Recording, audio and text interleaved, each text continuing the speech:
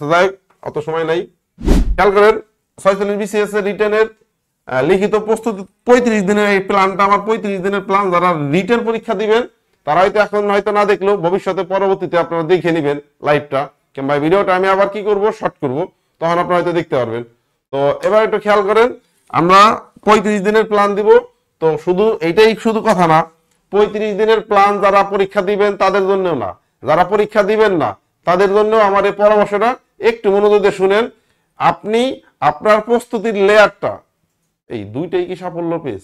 দেখেন তো আমার পেজে মনে আসে নাই, ওই ওইটা সাফল্য লোগো দেখতেছি সরান তো।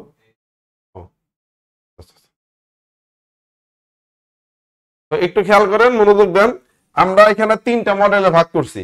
প্রস্তুতি যারা নিচ্ছেন, ভবিষ্যতে যারা নিবেন তাদের জন্য 3টা মডেল। একটা মডেল হচ্ছে যারা বিজ্ঞান এবং গণিতে দুর্বল। এক শ্রেণীর লোকজন আছে যারা ইংলিশে খুব ভালো কিন্তু বিজ্ঞান এবং গণিতে দুর্বল, এরকম এক ধরনের মডেল। তার মানে 3টা মডেল। এক মডেল হচ্ছে বিজ্ঞান এবং গণিতে দুর্বল, আর একটা মডেল হচ্ছে যারা ইংরেজিতে দুর্বল। যারা সায়েন্স ব্যাকগ্রাউন্ড থেকে পড়ালেখা করছে, অনেকে আছে যে গণিত বিজ্ঞান ভালো বুঝে কিন্তু ইংরেজিতে দুর্বল। আর এক শ্রেণী আছে 3টাতেই দুর্বল। এখন প্রশ্ন হলো, আমার কথা যারা শুনছেন, আমার অডিয়েন্স যারা, তারা বলেন তো এই 3 মডেলের মধ্যে আপনি কোন মডেলে আছেন? একটু কমেন্ট করে, একটু আলোচনা না হলে তো আসলে ভালো লাগবে না। আর মানুষজন তো এখন কম, আপনারা তো শেয়ার টেয়ার দিবেন না। তো যাই হোক, এখন প্রশ্ন হলো যে আপনারা বলেন তো 3 মডেলের মধ্যে আপনি কোন মডেলের মধ্যে আছেন? মডেল 1, মডেল 2, মডেল 3, 38 জন আছে। আপনাদের রিকোয়েস্ট 38টা কমেন্ট অন্তত করেন যে স্যার আমি এই 3 মডেলের মধ্যেই মডেলে আছি। রিটার্ন যেদিনই দেন, যদি বিসিএস স্বপ্ন থাকে আজ হোক কাল হোক আপনাকে রিটার্ন দিতেই হবে। সেই রিটার্ন দেওয়ার ক্ষেত্রে আপনার মডেল, আপনি কোন মডেলে আছেন?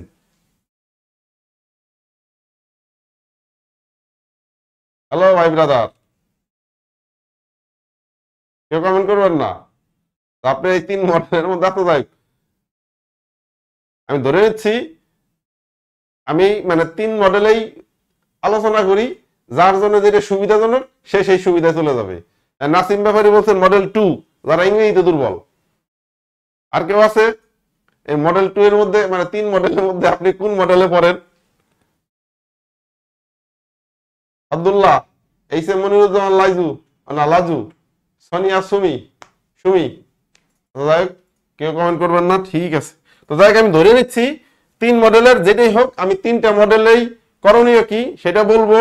শামসুল আরিফিন, আপনি বলছেন 2, এইসে মনিরুজ্জামান লাজু আপনি বলছেন 1 আর 2, স্যাঙ্গুইন হাসান আপনি বলছেন 2 নম্বর মডেল, মোহাম্মদ আরিফ আপনি বলছেন 3 নম্বর মডেল। তার মানে 3টাই অনেকে দুর্বলতা আছে। একজন বলছেন 2, একজন বলছেন 1 আর 2। তো খেয়াল করেন, আমি 3 মডেলে ব্যাখ্যা করব, আপনারা একটু মনোযোগ দিয়ে শুনবেন। যার জন্য যেটা সুইটেবল সে সেইটা অ্যাপ্লাই করবে। খেয়াল করেন, যারা রিটার্ন দিবেন, মানে অনেকে প্রশ্ন করেন স্যার 3rd ইয়ার 4th ইয়ারে পড়ি, কি প্রিপারেশন নিব?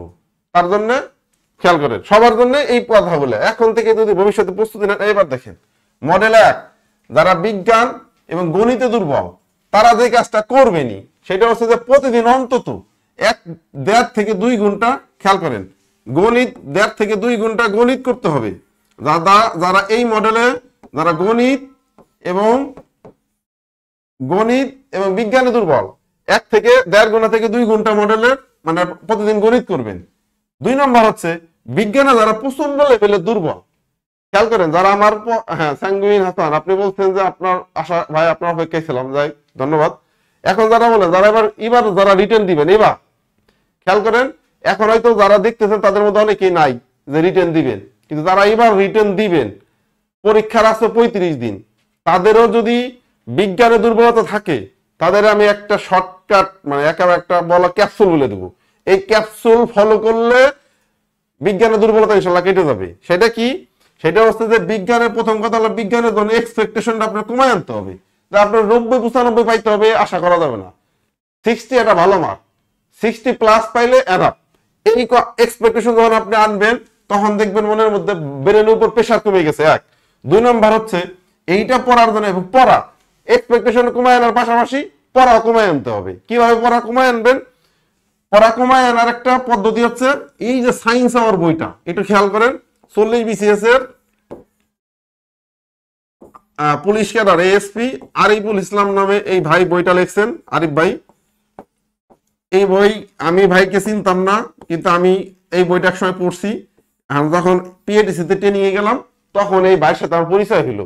তখন বলতেছে যে মানে যখন উনি বলছে যে এই বই আমার, তখন আমার খুব ভালো লাগছে যে ভাই আমি তো আপনার বই পড়ছি, অথচ আপনি আমার কলিগ। তো খেয়াল করেন, সায়েন্স আওয়ার নামে একটা বই আছে। এই বইটা হচ্ছে একেবারে ছোটি বই টাইপের বই। এই বইয়ের মধ্যে বিজ্ঞানের মানে একেবারে গুরুত্বপূর্ণ টপিক গুলা সুন্দর করে মানে একেবারে মানে খেয়াল করেন অন্যান্য বইতে কি ঘটনা ঘটে। আপনি যদি মানে আমি যদি বই বদনাম হয়ে যাবে, আল্লাহ মাফ করুক, যে বইগুলা বাংলা বাজারে খুব প্রচলিত মানে ব্র্যান্ডের যে বইগুলা, ওই বইগুলা একটা কোশ্চেনের উত্তর পাবেন 2 পৃষ্ঠা, একটা পাবেন 1.5 পৃষ্ঠা, একটা পাবেন এক কথায়। তো এই কিন্তু বিসিএস এর কোশ্চেন গুলা কেমনে আসে? বিসিএস এ ধরেন কতে আসে 1 মার্ক, খতে থাকে 1.5 মার্ক, গতে দিল 2.5 মার্ক, এইভাবে মনে করেন 5 মার্কের একটা কোশ্চেন থাকতেছে। তো যেই কারণে খেয়াল করেন আমি বলবো, তো যেই কারণে আপনার বইগুলাকে ওই প্রশ্নগুলোর একটু সামারাইজ করে লেখা বইয়ের অভাব, এবং অত বড় বই শত শত কোশ্চেন পড়তে গেলে মাথায় হ্যাং করবে। সেই ক্ষেত্রে আপনার সায়েন্স আওয়ার বইটা আপনাকে সাহায্য করবে। এই সায়েন্স আওয়ার বইটা যদি একজন যারা এবার যারা পরীক্ষা দিবেন তাদের উদ্দেশ্যে বলতেছি, যদি কেউ প্রতিদিন 12 থেকে 14 ঘন্টা পড়তে পারেন, তাহলে সায়েন্স আওয়ার বইটা আপনি 5 থেকে 6 দিনে শেষ করে ফেলতে পারবেন, এর বেশি লাগবে না। এবং খুব ভালো মানে একটা প্রিপারেশন হয়ে যাবে বিজ্ঞানের। কারণ কোশ্চেন গুলো মনে হবে কি, আপনি খেয়াল করেন যখন আমরা পরীক্ষার দিন মনে করেন বিজ্ঞান পরীক্ষার দিন বড় একটা সাইজের বই, আপনি কোথা থেকে কি পড়ছেন পরীক্ষার দিন এর 10 ভাগের 1 ভাগ আপনি রিভিশন করতে পারবেন না। তার মানে কি, যেহেতু রিভিশন করতে পারবেন না, তাহলে এমন ভাবে পড়ালেখা করতে হবে যেন রিভিশন না করেও লিখতে পারেন। তাহলে কি করতে হবে, পড়া কমায় আনতে হবে। পড়া কমিয়ে আনার জন্য কি করতে হবে, সেই ক্ষেত্রে আমরা এই বইটা আমি সাজেস্ট করতেছি।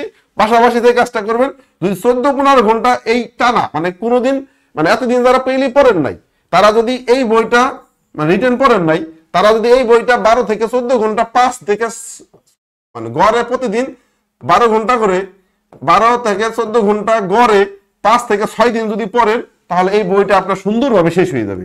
এবং যা কমন পাবেন তাতে আশা করি 30 মানে 40 মানে কি সরি 50+ মার্ক আপনি পেয়ে যেতে পারেন। আর যারা বিজ্ঞানেরই ব্যাকগ্রাউন্ড, যাদের বিজ্ঞান, তারা এই বইটা বললে আরো উপকৃত হবেন, কারণ আপনি সহজে ক্যাপচার করতে পারবেন। আর যারা একেবারে নন সায়েন্স ব্যাকগ্রাউন্ড, বিজ্ঞান একেবারে দুর্বল, তাদের জন্য এই বইটা হবে মানে প্যারাসিটামলের মতো বা অ্যান্টিবায়োটিকের মতো। এটা একটা অনুরোধ, এই বইটা যদি কালেক্ট করেন এবং দেখেন এই বইটা কত সুন্দরভাবে লেখছে, বিজ্ঞান আপনার দুর্বলতা কেটে যাবে ইনশাল্লাহ। এবং ভবিষ্যতে যারা দিবেন তারা বইটা কালেক্ট করে দেখতে পারেন। বইয়ের বিজ্ঞাপন দিলাম আমার অন্যভাবে নিয়েন না।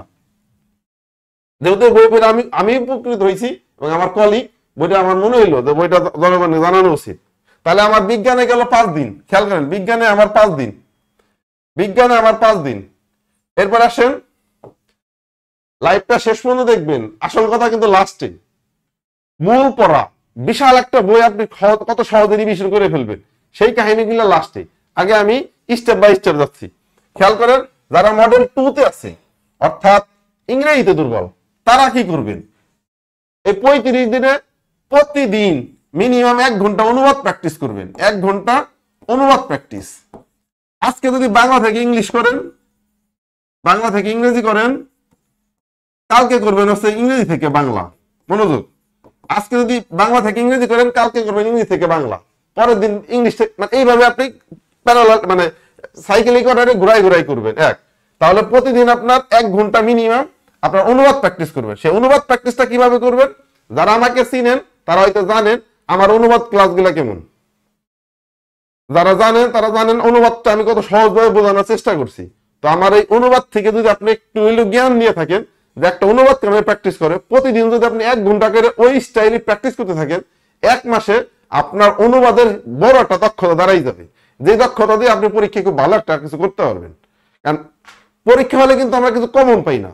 এই দুনিয়ার বিভিন্ন জায়গা থেকে এখান থেকে একটু শিখছি, ওইখান থেকে একটু শিখছি, এখান থেকে একটু শিখছি, এইটুকু মাথার মধ্যে যা থাকবে তাই গিয়ে ওইখানে যে তত সুন্দরভাবে প্রেজেন্টেশন করতে পারে সে তত হিট। রিটেন পরীক্ষা এইভাবেই হয়। এরপরে আসেন আর কি করবেন, আর 1 ঘন্টা মিনিমাম পারলে, 1 ঘন্টা থেকে আধা ঘন্টা, 1 ঘন্টা পারলে আপনি কি করেন, প্যাসেজ প্র্যাকটিস করেন। প্যাসেজ, একটা প্যাসেজ রিডিং করতে খেয়াল করেন। আমরা যেটা করি, অনেকে আমাকে জিজ্ঞাসা করে স্যার ইংলিশের প্রিপারেশনটা কিভাবে নেব। ইংলিশের আসলে প্রিপারেশন নেওয়ার মতো কিছু নাই। ইংলিশের প্রিপারেশনটা একমাত্র প্রিপারেশন যারা আর কি দীর্ঘমেয়াদী প্রিপারেশন নেবেন, যারা আমার কথা শুনতেছেন first year, second year, third year, fourth ইয়ারের, তাদের কাছে আমার পরামর্শ হচ্ছে ইংলিশ পত্রিকাটা পড়বেন।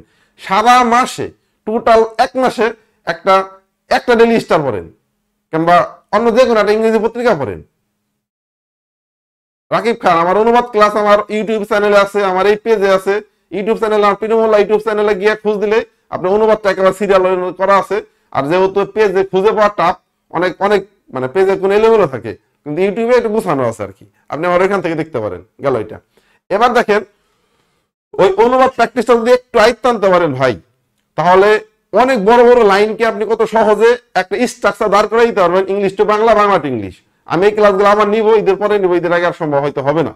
তো যদি এটা করতে পারেন তাহলে দেখবেন মানে আপনার ইংলিশের যোগ্যতা কোন লেভেলে যায়। কারণ আপনি ইংলিশে খুব বেশি মার্ক আপনার দরকার নাই, কিন্তু আপনি সাধারণত যেটুকু বুঝান যে স্যার আমি এই প্যাটার্নটা বুঝি, আমি সেন্টেন্স মেকিং করার সময় মানে ওই অনুবাদ করার সময় যে অনুবাদের যে টেন্সে খেয়াল করেন, অনুবাদ আমরা যে ভুলগুলা করি, আপনার আসছে কোশ্চেনটা আছে মানে বাংলা থেকে ইংলিশ অনুবাদ করবেন, বাংলায় আসছে প্রেজেন্ট টেন্সে, আপনি পাস্ট টেন্স অনুবাদ করে দিয়ে আসছেন, মানে বুঝেনই না এটা কোন টেন্সে আছে। আপনি এখানে বুঝেনই নাই কোনটা ভার। যদি আপনি ভার্বই না বুঝেন, আপনি এমন ভাবে অনুবাদ করবেন সাবজেক্টে ভার্ব বানাই ফেলবেন। কারণ কিছু কিছু কনফিউজিং ভার্ব আছে, আপনি চিনবেনই না ভার্ব কোনটা। আমি অনুবাদ করার সময় এটা আমি দেখানোর চেষ্টা করছি। এবার দেখেন, তাহলে আমি পরের লাইনে যাই।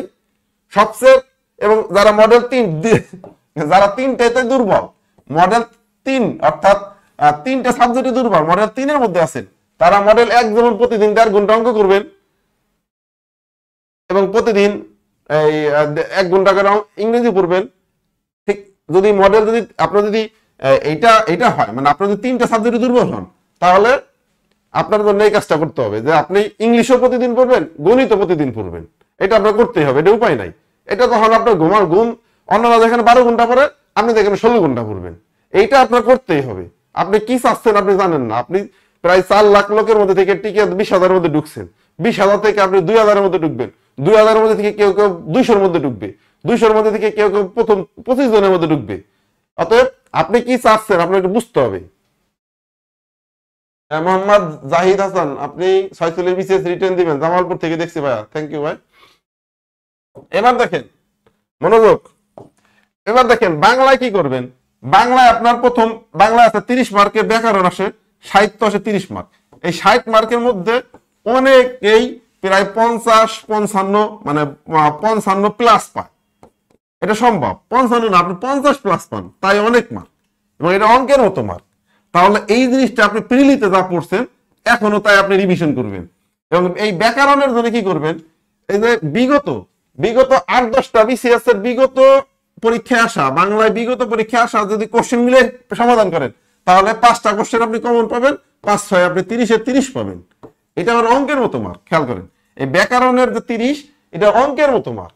আপনি যদি ওই 30 থেকে এই পর্যন্ত যেই কটা ব্যাকরণের কোশ্চেন আসছে ওই কটা যদি সমাধান করেন, তাও আপনি 30-এর কমন পেয়ে যেতে পারেন। আর যদি মনে করেন আপনি 10 থেকে সমাধান করবেন, তাহলে তো আলহামদুলিল্লাহ আপনি আরো ভালো পারলেন। এরপরে আসে সাহিত্য। সাহিত্য আপনি প্রিলিতে যা পড়ছেন তাই একটু রিভিশন করবেন, ওইগুলো দেখবেন আপনার বিভিন্ন পরীক্ষায় লিখতে হচ্ছে। চিঠিপত্র, সারমর্ম, ভাব সম্প্রসারণ, এইগুলো তার পড়ার কিছু না। জাস্ট চিঠির কিছু সরকারি চিঠি কেমন, বেসরকারি চিঠি কেমন, ওই তারপরে কি বিজ্ঞপ্তি, সার্কুলার, প্রজ্ঞাপন, এর প্যাটার্নটা জাস্ট একটু দেখে রাখবেন। তাছাড়া সারমর্ম এবং ভাব সম্প্রসারণ এটা তো ধরেন আর পড়ার কিছু নাই। সে ছোটবেলায় যে জ্ঞান অর্জন করছেন কোন একটা কিছু নিয়ে চিন্তা করলে, এখন আর যেহেতু পড়ার সময় না, একবার রিডিং করলে পড়তে পারেন, না পড়লে নাই। কিন্তু আপনি একটা জিনিস দেখে তাকে সামারাইজ করে ফেলার যোগ্যতা আপনার থাকা উচিত যারা বিসিএস দিবেন। একটু এবং একটা সহজ জিনিসকে আপনার মতো করে ব্যাখ্যা করে করে বড় করে ফেলা। ভাব সম্প্রসারণ মানে কি, ছোট একটা জিনিসকে বড় করে ফেলা, আর সারমর্ম কি, বড় একটা জিনিসকে ছোট করে ফেলা। তো আপনি এটাকে সামারাইজ করবেন আর এটা বড় করবেন। তো এই দুটো জিনিস করার জন্য এটা যার যার লেখার কোয়ালিটি। এই জন্য আমি সবসময় বলি, যারা first year, second year, third ইয়ারে আছেন, তারা প্রত্যেকটা জিনিস যা বুঝবেন মন চায় আপনি লেখেন, মানে ফেসবুকে লিখতে থাকেন, হয় খাতায় লেখেন, খাতায় না লেখেন ফেসবুকে লেখেন। ফেসবুক খাতায় লিখলে হয়তো আপনার কোনো কম্পিটিটর নাই, কেউ দেখবে না, কিন্তু ফেসবুকে লিখলে আপনারা অনেকে মন্তব্য করবে, হয় ভালো লিখছেন, হয়তো মন্তব্য করবে খারাপ লিখছেন, তখন আপনি কি করবেন, আপনার কোয়ালিটি লেখার quality day by day increase করবে। আর গ্রন্থ সমালোচনা তো বুঝতে জানি, কয়েকটা ইম্পর্টেন্ট গ্রন্থ সমালোচনা একটু পড়ে নিতে হবে, যাতে এইটা তো আর মুখস্থ লেখা যাবে না, এটা জেনে এটা লিখতে হবে গেল এটা। এবং বাংলার জন্য আমি 5 দিন রাখছি, তাহলে বাংলার জন্য 5 দিন, আর এখানে আচ্ছা বাংলার জন্য প্রথম 5 দিন গেল আমার। এবার দেখেন বাংলাদেশের জন্য আপনি 8 দিন রাখেন, আন্তর্জাতিক জন্য 7 দিন, আর বাংলা রচনা ইংলিশ রচনার জন্য 8 দিন, বিজ্ঞানের জন্য আপনি 7 দিন। মনোযোগ, এখন প্রশ্ন হলো স্যার আপনি তো দিন ঠিক করে দিলেন, পড়বেন না কেমনে? এখন এলাম গুরুত্বপূর্ণ ইস্যু। এখন যাদের আমার কথা যারা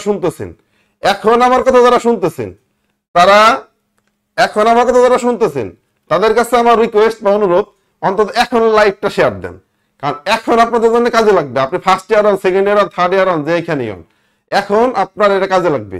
বিসিএস পিইলি পরীক্ষার্থী হন আর রিটেন পরীক্ষার্থী হন, এখন আপনাদের এই কাহিনীগুলো কাজে লাগবে। কি লাগবে দেখেন, বাংলাদেশে অ্যাফেয়ার্সে 200 মার্ক লিখতে হবে, আন্তর্জাতিক অ্যাফেয়ার্সে 100 মার্ক লিখতে হবে, বাংলা রচনায় লিখতে হবে 40, আর বাংলা ইংরেজি রচনায় লিখতে হবে 50 মার্কের, আর বিজ্ঞানে তো বিজ্ঞান গেল। এবার দেখেন এই যে 390 মার্ক, কালকে আমি আপনাদের একটা পোস্ট শেয়ার করছিলাম যে মাননীয় প্রধান উপদেষ্টা যে বক্তব্য দিছে, এই বক্তব্য যদি কেউ 35 মিনিটের বক্তব্য খুব সুন্দরভাবে শুনে এবং প্রত্যেকটা পয়েন্ট নোট করে রাখতে পারে, তাহলে 390 মার্কের লেখার অনেক উপাদান পেয়ে যাবে।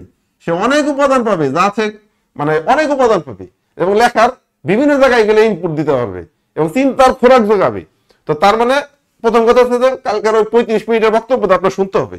2, যে কাজটা করতে হবে খেয়াল করেন, প্রচুর এখন আপনি যা পড়ছেন কিংবা আপনার কাছে যা আছে, কিংবা এখন যারা কিছুই পড়েন নাই, এমন পাবলিক যারা আছেন, বাংলাদেশ কিছু পড়েন নাই, ইন্টারন্যাশনাল কিছু পড়েন নাই, এমন যারা আছেন, তাদের জন্য আমার পরামর্শ হচ্ছে পড়বেন না কেমনি, পড়বেন হচ্ছে এই স্টাইলে পড়বেন হচ্ছে 5W1H পদ্ধতিতে রিডিং এর পূর্বে ব্রেন স্টর্মিং করবেন 1, এরপরে 5W1H পদ্ধতিতে রিডিং এবং টাইম ম্যানেজমেন্ট, খেয়াল করেন মনোযোগ, 5W1H পদ্ধতিতে রিডিং এর আগে আপনি ব্রেন স্টর্মিং করবেন। বাংলাদেশ অ্যাফেয়ার্স বইটা আপনি শুরু করলেন, বইটা খুললেন, প্রথম পেজের প্রথম কোশ্চেন যেটা আপনি পাইলেন, হেডলাইন দেখলেন, হেডলাইন দেখার সাথে সাথে আপনি ব্রেন স্টর্মিং করবেন। কি পদ্ধতিতে? মানে রিডিং পড়ার আগে আপনি ব্রেন স্টর্মিং করবেন। কি পদ্ধতিতে? 5W1H পদ্ধতিতে। 5W1H কি আমি একটু পরে বোঝাবো। এই 5W1H পদ্ধতিতে আপনি প্রথমে ব্রেন স্টর্মিং করবেন, মানে চিন্তা করবেন যে এই ঘটনা, মনে করেন পুলিশ সংস্কার কমিশন, আপনার সামনে পরীক্ষা, আপনার একটা টপিক আসছে পুলিশ সংস্কার কমিশন, এখন আপনার মাথার মধ্যে নেন, মানে ব্রেন স্টর্মিং করেন এই পুলিশ সংস্কার কমিশন কি, এই পুলিশ সংস্কার কমিশন কখন করা হইলো, কেন করা হইলো, করলে কি লাভ হবে, এই পুলিশ সংস্কার কমিশন কিভাবে করা উচিত। এই যে কয়েকটা 5টা ডাব্লু এবং একটা ওয়াই একটা এইচ, 5W1H পদ্ধতিতে আপনি ব্রেন স্টর্মিং করেন। এরপরে চিন্তা করলেন, চিন্তা করার পরে এরপরে দেখেন 2 মিনিট আপনি চিন্তা করেন, সমস্যা নাই, 2 মিনিট চিন্তা করার পরে, চিন্তা করতে গিয়ে যদি আপনার খাতা কলম থাকে হাতে, আপনি কি করতে পারেন, নোট করতে পারেন যে এইটা 2 নম্বর আছে, এই 3 নম্বর আছে, এই ঘটনা ঘটতে পারে। পড়া লাগে মনোযোগ। পেপার যারা পড়তে চান, পেপার যারা পড়তে পারেন না, আমার জিজ্ঞাসা করেন পেপার কেমনে পড়বো। বড় একটা লেখাকে পড়ে একবার পড়ে কিভাবে সুন্দরভাবে কয়েক লাইন লিখে আসা যাবে, সুন্দরভাবে প্রেজেন্টেশন দিয়ে আসা যাবে, এই বিষয়টা বোঝার জন্য আপনার এই 5W1H পদ্ধতিতে প্রথমে কি করবেন, রিডিং পড়ার আগে ব্রেন স্টর্মিং করবেন। এরপরে যদি খাতায় নোট থাকে, পেন্সিলটা পারেন, নোট করে রাখেন যে 1 এটা, 2 এটা, 3 এটা, এরকম চিন্তা করতে করতে লেখেন। মানে আপনি কি বুঝলেন, মানে পড়ার আগে আপনি কি বুঝলেন এই বিষয়ে কিংবা কি জানেন, তা আপনি ব্রেন স্টর্মিং করে একটা নোট করেন, মনে করেন আপনি প্র্যাকটিস করলেন। এরপরে ওইটাকে আপনি রিডিং পড়েন। রিডিং পড়তে গেলে দেখবেন যে আপনি যা জানেন আর বইতে যা লেখা মিলতেছে না। যখন মিলতেছে না, তখন আপনার মানে জ্ঞানের সাথে, মানে আপনার জানার সাথে ওই বইয়ের কনফ্লিক্ট হচ্ছে। ওই জিনিসটা কিন্তু মেমোরিতে দীর্ঘদিন থাকবে যে হ্যাঁ আমি এটা জানতাম কিন্তু এটা না, তার মানে আমি ভুল করছি, আমি ভুল জানতাম।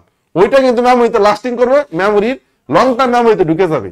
আর যদি মিলে যায়, আর যদি দুইটা মিলে যায়, মানে আপনি যা চিন্তা করছেন আর আপনি যা নোট করছেন অথবা বইতে যা আছে তা যদি মিলে যায়, তাহলে আপনি কনফিডেন্ট পাবেন, আপনি আত্মবিশ্বাসী হবেন যে বাহ আমি যে চিন্তা করি বই তা চিন্তা করি, তার মানে কি আপনার চিন্তা ওই যারা পেপার লেখে, যারা বইতে কলম লেখে, বই লেখে, তাদের চিন্তার কাছাকাছি। তার মানে আপনি মেধাবী, আপনি আত্মবিশ্বাসী হবেন।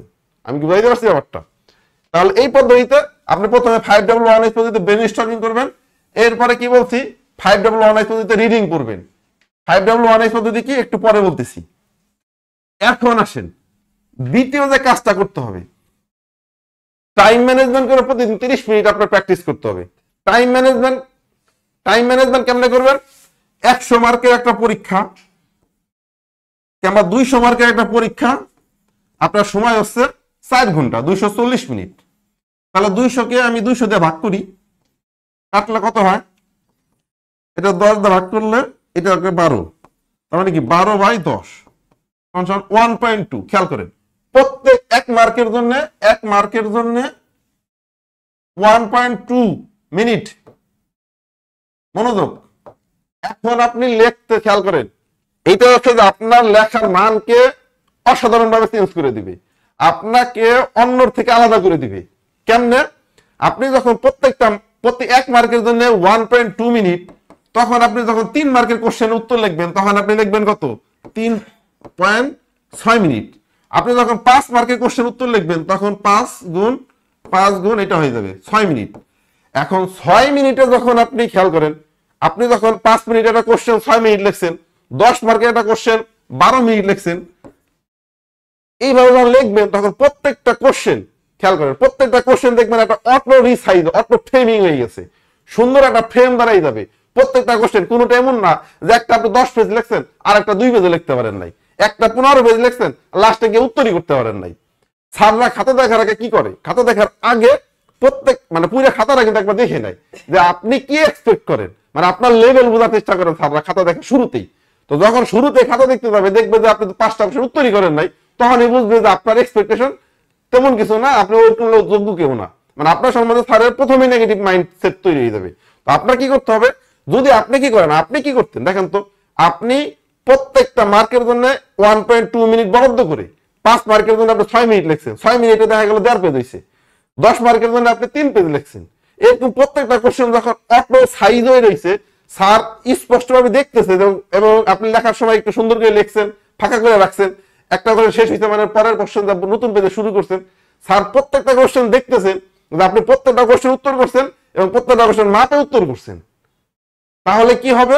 স্যারের সম্বন্ধে ধারণা হয়ে যাবে যে এই ছেলে ভালো কিছু চায়। তখন দেখা যাবে শুরুতে গড়ে যে 5 মার্কের একটা কোশ্চেন সে 3.5 কিংবা 3 থেকে শুরু করলো, এইভাবে 10 মার্কের একটা কোশ্চেন 6 থেকে শুরু করলো কিংবা 7 থেকে শুরু করলো। এখন দেখবেন খাতা না দেখে আপনার ফুল মার্ক অ্যান্সার করছেন, একবারে গড় এভারেজ মার্কটা দিয়ে দিবে। তো তখন দেখবেন আপনার অনেকগুলো মার্ক জমা হয়ে গেছে। এইটা যদি আপনি করতে পারেন তাহলে হিট। এখন প্রশ্ন হলো যে 6 মিনিটে অনেক সময় অনেকে লিখতে পারেন না, অনেক স্লো, তাদের হাতের লেখা খুব স্লো, একেবারে কম লিখতে পারেন, তাদের জন্য পরামর্শ 6 মিনিটে আপনি প্রথম মিনিটের ভূমিকা নিয়ে আসবেন। ওই টোটাল বিষয়টা কি তার 1 থেকে 1.5 লাইনের মধ্যে তার একটা সামারি করে বুঝাই দিবেন স্যার এই জিনিস। এরপরে মাঝখানে গিয়ে বডিতে খেয়াল করেন, ভূমিকা হেডলাইন দেওয়া লাগবে না, কিন্তু আপনি ভূমিকায় ওই বিষয়ে একটু ধারণা দিয়ে দিবেন, একেবারে 1-2 কথায় 2-3টা কথায় আপনি এখানে ধারণা দিয়ে দিবেন। এরপরে বডিতে আপনি 3-4টা লাইন লিখবেন ওই বিষয়ে। এরপরে উপসংহার টানবেন। খেয়াল করেন, উপসংহার যখন আপনি টানবেন 1-1.5 লাইনে, তখন আপনার লেখা কম হোক, যে হাতের স্পিড খুব কম সেও যেন এইভাবে অন্তত লেখা 1 পেজে লেখুক, অন্যরা যেন 10 লাইন লেখে, আপনি সেখানে 5 লাইন লেখেন। তাও একটা কোশ্চেন ফুললি আপনি বুঝান যে স্যার আমি শুরু করছি, বিস্তারিত কি বুঝাইছি এবং উপসংহারও টানছি, সিদ্ধান্ত জানাই দিছি। এরকম প্যাটার্নে যখন আপনার একটা কোশ্চেন দাঁড়াই যাবে, তখন স্যার আপনার সম্বন্ধে কনভিন্সড, স্যার আপনার উপর খুশি হয়ে যাবে, তখন মার্ক গুলো দেখবেন অন্যভাবে দিবে। তো যে হিসাবে বলতেছি, যে স্পিডই থাক, যার স্পিড বেশি সে কি করবে, সেটু বেশি লিখবে, যার স্পিড কম সেটু কম লিখবে, কিন্তু সব প্রশ্নের উত্তর লিখবে এবং মাপে লিখবে। একটা কোশ্চেন আপনি 5 পেজ লিখতেন, প্রথমে শুরু পাইছেন তো লেখা শুরু করে দিলেন, লাস্টে গিয়ে লেখার টাইম পেলেন না, তা হবে না। আপনি যদি প্রথমে একটা কোশ্চেন 10 মার্কের জন্য, যেখানে আপনার এভারেজ স্পিড 5 পেজ লিখতে পারেন, আপনি যদি 10 মার্কের জন্য সেটা 10 পেজ লিখে ফেলেন, স্যার প্রথমেই বুঝবে যে আপনি একটা টাইম ম্যানেজার সম্বন্ধে আপনার কোনো জ্ঞান নাই, আপনার লেখার কথা লিখছেন, আপনি নিশ্চিতভাবেই পিছনে উত্তর দিতে পারেন নাই। খেয়াল করেন, আমি তো ছোট মানুষ, আমি যখন খাতা দেখছি বিসিএস এর কোচিং গুলোর খাতা দেখি, তখন আমি খাতা দেখে অনুমান করে ফেলি। আর যারা খাতা দেখতে দেখতে এত সিনিয়র হয়ে গেছেন, এত বড় বড় পোস্টে চলে গেছেন, তাদের জ্ঞান মানুষের কত সহজে তারা রিড করতে পারে কল্পনা করতে পারবেন না। তো তখন কি হবে, আপনি যখন প্রথম পেজে একটা চান্স পাইছেন যে শুরুর কোশ্চেনটা মন মতো লিখলেন, একেবারে দুনিয়ার ডেটা দিয়ে একটা কোশ্চেন আপনি 20 মিনিট কাটাই দিলেন, 20 মিনিট কিংবা 25 মিনিট কাটাই দিলেন, কি হইলো, আপনার এই কোশ্চেনের সাইজ দেখেই স্যার বুঝবে যে আপনি সামনে অনেক প্রশ্নের উত্তর দেন নাই, কারণ আপনি টাইম ম্যানেজমেন্ট জানেন না, আপনার সামনে স্যারের নেগেটিভ ধারণা হবে। অতএব শুরুতেই কি করতে হবে, প্রশ্নকে ফ্রেমিং করে ফেলতে হবে যে আমি সব প্রশ্ন সমান লিখবো। প্রথম প্রশ্ন যদি আমি 1 পেজ লিখি 5 মার্কের জন্য, লাস্ট প্রশ্ন আমি 1 পেজ লিখবো 5 মার্কের জন্য। প্রথম প্রশ্ন যদি আমি 10 মার্কের জন্য 2 পেজ লিখি, লাস্ট প্রশ্ন আমি 10 মার্কের জন্য 2 পেজ লিখবো। এইরকম একটা গুছানো পদ্ধতিতে যদি আপনি লেখেন, আপনার সম্বন্ধে স্যারের ধারণা চেঞ্জ হয়ে যাবে, আপনাকে স্যার ভালো মার্ক দিতে বাধ্য হবে। তাহলে টাইম ম্যানেজমেন্টটা বুঝলেন, এবং এই ম্যানেজমেন্টটা করার জন্য আপনাকে এই যে প্র্যাকটিসটা করতে হবে, প্রতিদিন 30 মিনিট করে যদি লেখেন, তাহলে আপনি বুঝতে পারবেন যে আপনি 5 মিনিটে কতটুকু লিখতে পারেন। কারণ আপনার 1.5 মার্কের জন্য, আপনার 5 মার্কের জন্য সময় হচ্ছে 6 মিনিট, তাহলে আপনি 6 মিনিটে কতটুকু লেখেন, আপনার ফ্রেমিং হয়ে গেল। ওই ফ্রেমিং দিয়ে আপনি আজীবন এটা প্লেস করবেন। তার হ্যান্ড রাইটিং কেমন ইফেক্ট ফেলে, আর বাংলা বাদে বাকি সব ইংরেজি লেখা যায়, হ্যাঁ বাংলা বাদে বাকি সব ইংরেজি লেখা যায়, হ্যান্ড রাইটিং অবশ্যই একটু ফ্যাক্টর, তবে ফ্যাক্টর হচ্ছে স্পষ্ট হইতে হবে। খেয়াল করেন, আপনার সামনে যদি আমি একটা চিঠি লিখে পাঠাই, কেমন আমি আপনাকে লিখে পাঠাইলাম, আপনি লেখা বুঝতেছেন না, আপনার এমনি আমার পর মেজাজ গরম হয়ে যায়, কি লিখছে, কারণ স্যারের এত ঠেকা পড়ে না আমার পড়া এত কষ্ট করে লিখবে, মানে অতএব সুন্দর হাতের লেখা সুন্দর না হোক, কিন্তু স্পষ্ট হইতে হবে। এরপরে দেখেন এই যে 5W1H কি, 5W1H হচ্ছে 5W1H method is a problem solving method, problem solving এবং information gathering technique that uses 6 questions, 6টা কোশ্চেনকে ইউজ করে প্রবলেম সলভ করা এবং তথ্যকে গ্যাদার করার নামই হচ্ছে 5W1H পদ্ধতি। সেটা কি, প্রথম প্রশ্ন হচ্ছে হু, তারপরে কি, what, when, where, why and how. এই 6টা কোশ্চেন যদি আপনি প্রথমেই একটা, মানে আপনি হেডলাইন পাইছেন, মনে করেন সংবিধান সংস্কার কমিশন, সংবিধান সংস্কার কমিশন, সংস্কার কমিশন। এবার আপনি এই কোশ্চেনের এই হেডলাইন পাওয়ার সাথে সাথে আপনি মিলান যে হু, এই সংবিধান সংস্কার কমিশন কে করবে, হোয়াট, এই সংবিধান সংস্কার কমিশনটা আসলে কেন দরকার, কি, হোয়েন, এটা কখন করা হচ্ছে, হোয়ার, এটা কোথায়, এটা কেন দরকার, এবং সংবিধান সংস্কারটা যে করব, এই সংস্কার কিভাবে করব, কিভাবে করতে হবে, এই চিন্তা মাথায় চিন্তা করলে আপনি চিন্তা করবেন যে হ্যাঁ সংসদ নির্বাচন করা লাগবে, সংসদ থাকতে হবে, হ্যান ত্যান অমুক তমুক, কিংবা গণপরিষদ লাগবে, এই ধরনের চিন্তা ভাবনা মাথায় আসবে। এই সংবিধান সংস্কার কমিশন কে করতেছে, এটা বর্তমানে ইন্টারিম গভর্নমেন্ট চেষ্টা করতেছে, এবং এর জন্য একটা কমিশন তৈরি করছে, কেন করতেছে, কি, এইভাবে চিন্তা করতে করতে আপনার মাথার মধ্যে দেখবেন অনেকগুলো ইনস্ট্রুমেন্ট জমা হয়ে গেছে।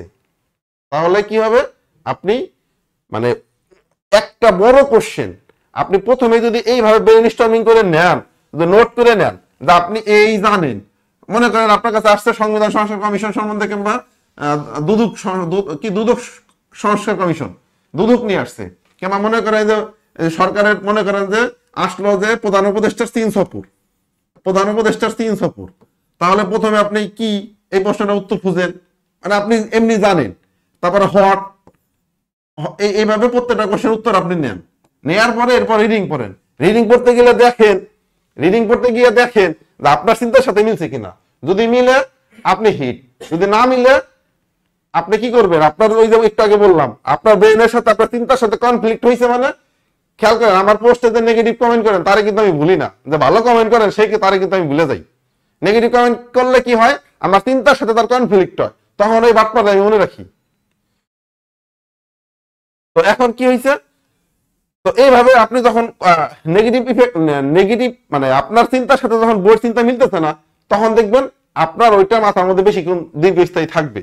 এবার আসেন উদাহরণ কি কি দেখেন, মানে যারা পরীক্ষা দিবেন তারা আমার কথা শুনতেছেন, অনুযোগ, আপনাদের সাজেশন দিয়ে দিই, এই 6টা কমিশন সম্বন্ধে আপনার একেবারে নারী নক্ষত্র সব জানতে হবে, এই 6টা কমিশন নিয়ে যে কত কোশ্চেন এবার পরীক্ষা আসবে, পরীক্ষা রিটার্ন রেজাল্ট দেওয়ার মানে সরি কোশ্চেন হাতে পাওয়ার পরে বুঝবেন যে এইগুলো আসলে কি জিনিস, আপনাকে কি বানাবে এবার বুঝবেন।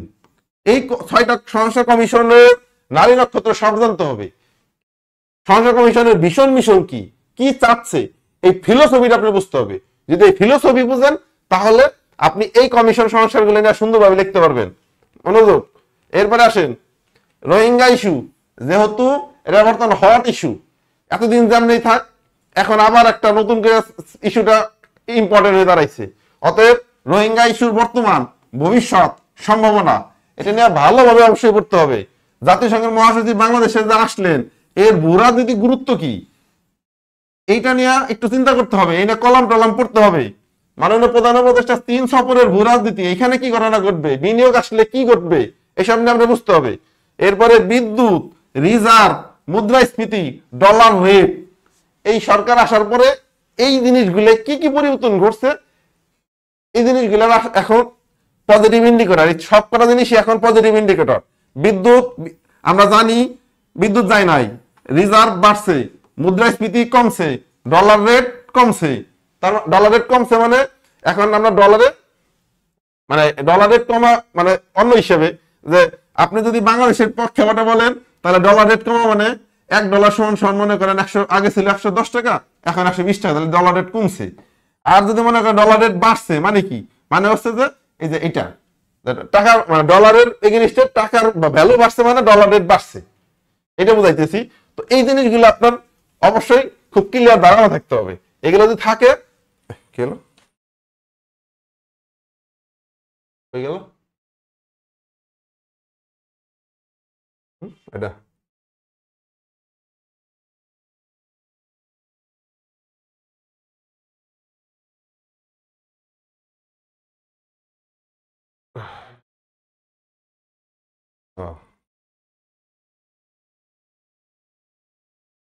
তো এই হচ্ছে আমার এই বিষয়গুলো বললাম। ধন্যবাদ সবাইকে। তো যেই বিষয়গুলা বলার ছিল, আর কি কি বিষয় বলার ছিল একটু দেখে নেই। নোট তো করছিলাম অনেক কিছুই, ভুলে গেছি। এবার বলেন, যারা আমার কথা শুনতেছেন তাদের জন্য পরামর্শ হচ্ছে এই, ওই যে আইসাতের দিকে বলতে স্পষ্ট কিন্তু ছোট বা সাইজ বড় না, মিডিয়াম সাইজে লিখবেন। খেয়াল করেন লেখা আপনার প্রশ্ন হচ্ছে প্রথম যেই ফোকাস পয়েন্ট থাকতে হবে কি, অবশ্যই লেখার মধ্যে জিনিস থাকতে হবে। লেখার মধ্যে জিনিস থাকতে হবে। জিনিস মানে তো বুঝছেন, গুরুত্বপূর্ণ জিনিস থাকতে হবে, মানে তথ্য থাকতে হবে, মানে কাজের জিনিস থাকতে হবে। 2 নম্বর হচ্ছে লেখার পরিমাণ বাড়াইতে হবে। কি হইলো এখন পরিমাণ বাড়ানো বলতে কি বোঝা, অনেক স্যার যদি আল্লাহ না করুক এমন স্যার আসলে আছে কিনা আমি জানি না, যারা খাতা ওজন দিয়ে খাতা দেখে, তাহলে আপনার একটু ফাঁকা ফাঁকা করে লেখেন, একটু বড় বড় করে লেখেন যাতে খাতার সাইজ বেশি হয়। তাহলে কি হইলো, খাতার সাইজ বড় হইলো, স্যার যদি ওজন দেয় দেখবে না খাতা ভার আছে। আর যদি মনে করেন না ওইরকম না, স্যার হচ্ছে যে পুরে না দেয়, তাহলে স্যার আমি লিখি বড় করে, আমার কিছু করার নাই, এখন দেখেন আমি যা লিখছি তা কি সঠিক আছে কিনা। তখন যদি সে পরে দেখবে না সে সঠিক লিখছে, তখন মার্ক বেশি পাবেন। আর যদি দেখেন যে দুইটাই ওজনও দেয়, মার্ক মানে ওজনও দেয়, আবার লেখার মানও দেখে, তাহলেও আপনি মানে 3 ক্যাটাগরিতে আপনি আগাই যাবেন। গণিত নিয়ে আলোচনা করছি, মনিরুজ্জামান লাজু। গণিত তো আমি প্রথমে বলছি প্রতিদিন 1.5-2 ঘন্টা করে গণিত করতে হবে। গণিত করার ক্ষেত্রে রিটেনের গণিতের জন্য তো সায়েন্স ম্যাথটা অনেক বড় হয়ে যাবে আপাতত এই মুহূর্তে। যদি পারেন ম্যাথ আওয়ার বই, ওই সায়েন্স আওয়ার যে লেখছে ওরাই ম্যাথ আওয়ার লেখছে, ওই বইটা ছোট। আর গণিতের বিষয় হলো এতদিন যে গণিত গুলা করছেন ওগুলাই প্র্যাকটিস করেন, এটা হলো মূল কথা। তো সবকিছু মিলিয়ে যেটা বলতেছিলাম, আমাদের অনেকগুলা কোর্স আল্লাহর রহমতে আমরা চালু করছি। রিটেনে কোনো কোর্স নাই, কিন্তু যারা নবম থেকে 11 থেকে 20 গ্রেডের জব প্রত্যাশী আছেন তাদের জন্য আমাদের বিশেষ কোর্স, আমরা এই বিষয়টা লিখিত কোর্স, পিলি কোর্স, ফুল কোর্স চালু করছি। এখন যেহেতু অনেক সার্কুলার চলতেছে, এই সার্কুলার গুলো আপনাদের জন্য আশীর্বাদ স্বরূপ। এখন যেহেতু সার্কুলার চলতেছে, এই সার্কুলার গুলা দেখে দেখে প্রত্যেকটা সার্কুলার পড়বেন, বুঝবেন, বুঝে বুঝে আবেদন করবেন। যেহেতু আবেদনের পরিমাণ, আমাদের সময় একটা সার্কুলার আবেদন করতে পানি উন্নয়ন বোর্ডে প্রায় 1500 টাকা আবেদন করছি, এখন সব আবেদনই হচ্ছে 200 টাকা নিয়ে আসছে, 125 টাকা নিয়ে আসছে। সেই হিসেবে এখন সব পরীক্ষায় আবেদন করবেন। এক, তাহলে দেখে দেখে প্রশ্নগুলো আবেদন করবেন। 2 নম্বর হচ্ছে যে নিজেকে প্রস্তুত করবেন। 3 নম্বর হচ্ছে যে যখন পরীক্ষা শুরু হবে তখন এক ঢিলে অনেকগুলো পাখি মেরে ফেলতে হবে। এক প্রস্তুতি দিয়ে অনেকগুলো পরীক্ষা টিকে যেতে হবে। এরপরে খালি দেখবেন যে অ্যাপয়েন্টমেন্ট লেটার আসতেছে, আর আমাদের জিজ্ঞাসা করবেন স্যার এইটা ভালো না ওইটা ভালো, স্যার এই চাকরি স্যার ওই চাকরিতে যাবো কি যাবো না। আমরা তখন এই সব মোটিভেশন দেওয়া শুরু করবো। আপনারা এমন ভাবে নিজের এই কয়দিন প্রস্তুত করেন। তো আমাদের এই কোর্সটা মাত্র 800 টাকা, বেশি না। এই কোর্সে 800 টাকা, হ্যাঁ না 800 টাকা, 11 থেকে 20 গ্রেড। এই 800 টাকার কোর্সে অল ইউ আর ইনভাইটেড, তাদের দরকার তারা আসবেন। এক, এরপরে যারা বিশেষ পিলি দিবেন, খেয়াল করেন যারা আমার কথা শুনতেছেন অনেকে রিটার্ন দিবেন, কিন্তু 46-47 পিলিও তো দিবেন নাকি।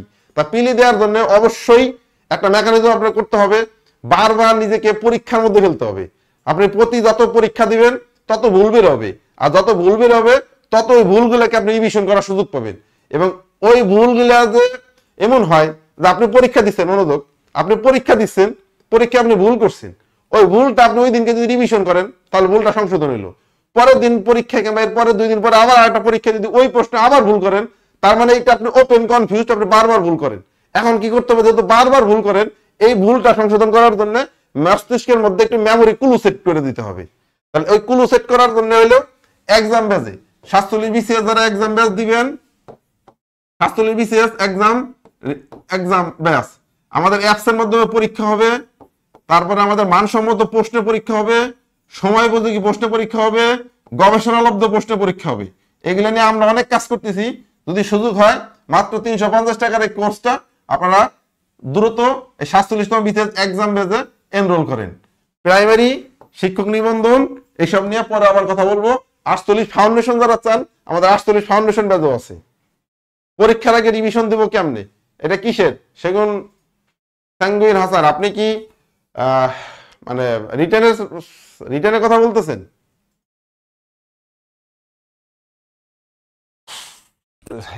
এইভাবেই তো রিডিং পড়বেন, রিডিং পড়ে পরে এখন পরীক্ষার দিন তার রিভিশন করার সময় পাবেন না। যা পড়বেন পরীক্ষার আগে 2 দিন আগে, মানে পরীক্ষার আগে সপ্তাহের মধ্যে যত রিভিশন যা করে নিতে পারেন, পরীক্ষার হাতে তার রিভিশন করার চান্স নাই। তখন যেই কোশ্চেনগুলো একেবারে ওপেন কনফিউজ, সাক্কা মার্ক, এই ধরনের কোশ্চেনগুলো আপনি রিভিশন করবেন। পরীক্ষা তো একদিন পরীক্ষা হবে, 3টা-4টা পরীক্ষা হবে, তখন কি আর রিভিশন করার সুযোগ পাবেন না।